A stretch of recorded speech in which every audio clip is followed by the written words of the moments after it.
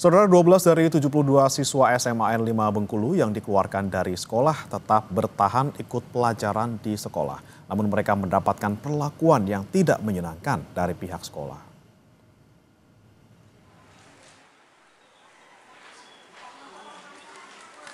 Meski telah dikeluarkan dari sekolah, 12 dari 72 siswa yang dikeluarkan dari SMA Negeri 5 Bengkulu masih menuntut hak mereka untuk kembali bersekolah.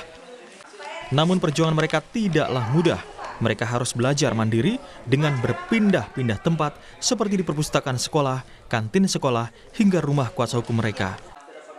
Di tengah upaya untuk tetap belajar, para siswa juga mendapat perlakuan tidak menyenangkan dari pihak sekolah, seperti diusir dari ruang kelas hingga perpustakaan.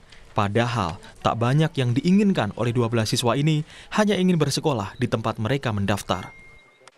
Dan urusan kami di situ hanya belajar. Setelah itu, kami dipermalukan oleh kepala sekolah di depan umum, di depan teman-teman, dan itu hal yang nggak wajar buat kami dipermalukan seperti itu.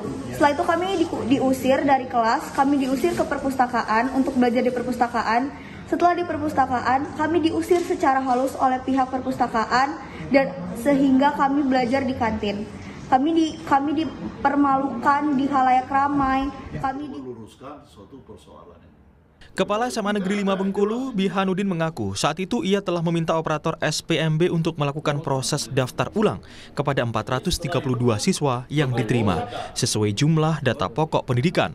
Namun permintaan itu tak diindahkan operator SPBM sehingga 72 siswa yang sejak awal tidak diterima di SMA Negeri 5 Bengkulu tetap lolos.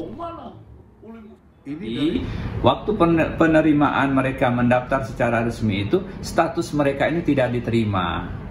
Nah, tidak diterima inilah mereka menemui operator ini bagaimana supaya bisa masuk ke SMA 5. Nah, mereka menemui ini baik secara langsung ataupun dengan perantara langsung di rumah operator, tidak di sekolah.